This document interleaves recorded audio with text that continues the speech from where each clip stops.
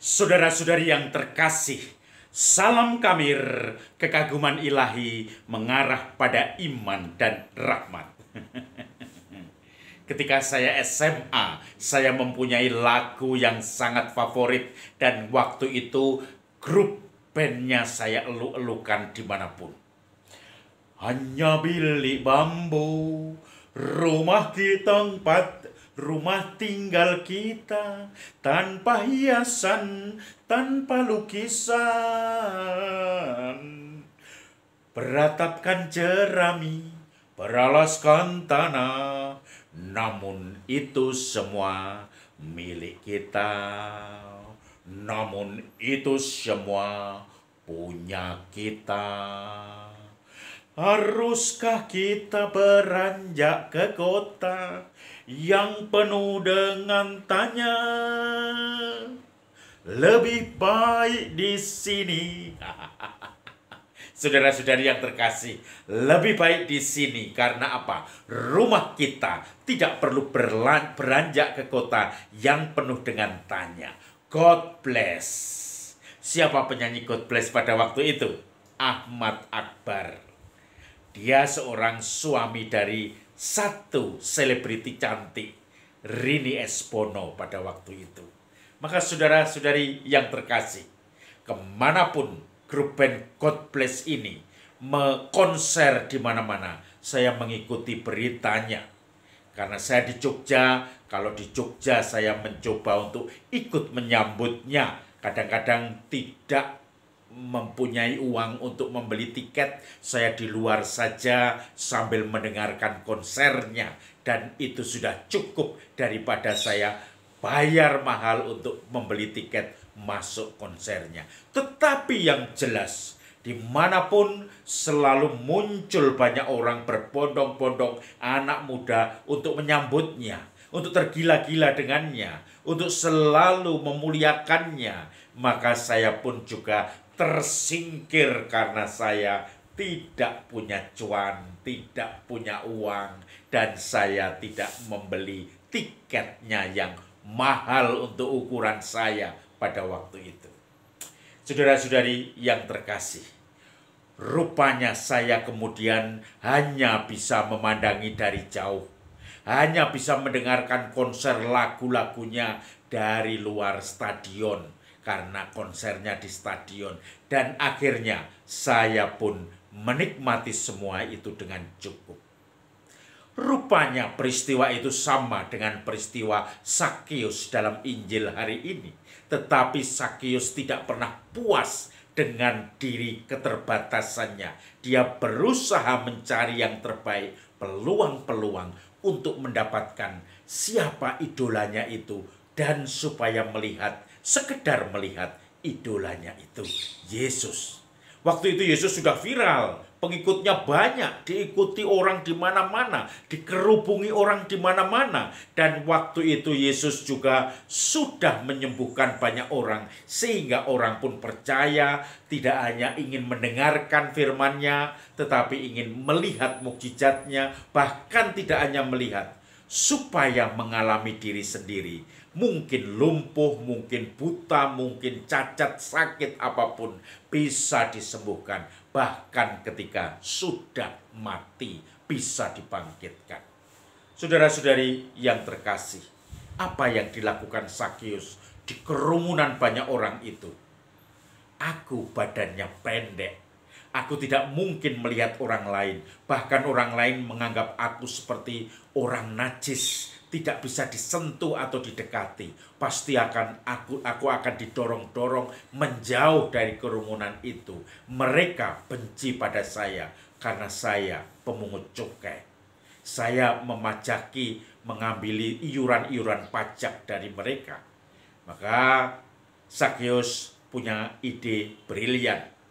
Dia mengira-ngira Yesus lewat jalan ini, lalu dia mendahului lewat jalan itu dan memanjat pohon yang dekat dengan jalan itu, sehingga dari kejauhan dia masih bisa melihat seperti apa Yesus itu.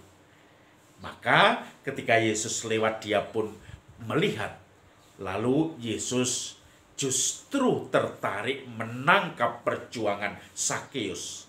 Beliau mengatakan, "Sakeus, segeralah turun, sebab hari ini aku akan menumpang di rumahmu. Aku akan mengunjungi rumahmu." Lalu orang-orang yang tahu siapa Sakeus, yang dianggap orang jahat bagi masyarakat karena memunguti semua pajak-pajak melebihi yang diwajibkan, maka kemudian mereka mencibir. Apakah dia tidak tahu bahwa Sakeus itu dia adalah orang berdosa? Mengapa dia mengunjungi, singgah di rumah pendosa? Lalu ketika Yesus mengunjungi, Sakeus mengatakan, "Guru, separuh dari kekayaanku akan kubagikan bagi orang miskin. Dan kalau ada yang aku rugikan, aku akan ganti 4 kali lipat." Lalu Yesus mengatakan, "Hari ini, di rumah ini terjadi keselamatan, sebab anak ini pun anak Abraham." Saudara-saudari yang terkasih, kalau kita melihat bagaimana peristiwa Sakeus, semuanya serba alami, semuanya serba netral, bahkan Tuhan tidak segan-segan menjamah, menyapa orang-orang yang kadang-kadang dikucilkan di tengah masyarakat, tidak dihargai, dianggap pendosa, maka semua sama di hadapan Tuhan. Karena justru Tuhan mencari orang-orang yang sungguh pendosa dan merasa diri membutuhkan pertobatan. Saya teringat akan peristiwa-peristiwa orang-orang yang ada di sekitar kita. Peristiwa-peristiwa yang bagi saya sangat menarik. Ada beberapa orang yang menjadi sekarang aktif dalam kegiatan-kegiatan kemasyarakatan, di dalam kegiatan-kegiatan kegerejaan, di dalam kegiatan-kegiatan di mana dia membantu mungkin anaknya menjadi siswa di salah satu sekolah, dia menjadi semacam komite di sekolah itu, dan kemudian banyak lagi hal-hal yang bagi saya menarik. Lalu orang-orang itu biasanya mempunyai pengalaman pribadi. Kenapa seperti itu? Kadang dia hanya mempunyai peer group, kemudian setelah itu kelompok itu saling mengenal satu dengan yang lain, dengan anggotanya, sahabatnya. Dia melihat kok di kelompok ini orang ini dulu tidak pernah aktif, sekarang dia mati-matian memperjuangkan kebaikan. Kok orang ini dulu selalu memakai narkoba, dia dengan seenaknya untuk menghambur-hamburkan uang, bahkan untuk wanita, simpanan, untuk yang lain-lain.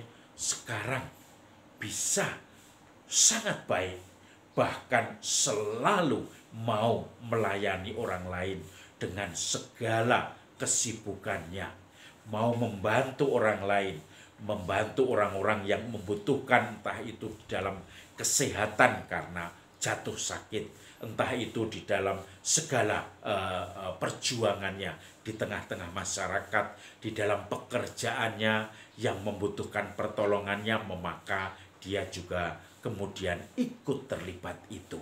Maka saudara-saudari yang terkasih, akhirnya dia pun juga yang dulu selalu tidak peduli dengan keuangan, dihambur-hamburkan untuk hal-hal yang negatif, kemudian akhirnya bisa digunakan secara bijaksana.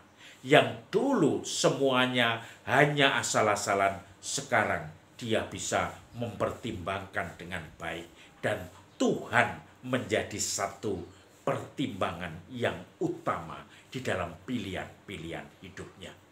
Maka mari kita mencoba merenungi, apakah kita pernah mengalami seperti Sakeus yang kita merasa tidak mampu, merasa ditolak, merasa gagal, merasa tidak dipahami, bahkan dikucilkan.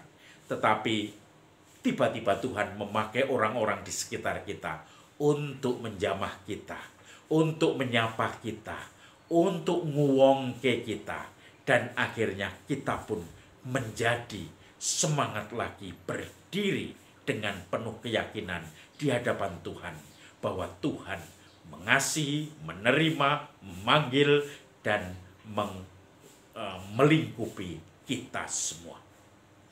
Tuhan menyertai kita. Salam Kabir, kekaguman ilahi mengarah pada iman dan rahmat.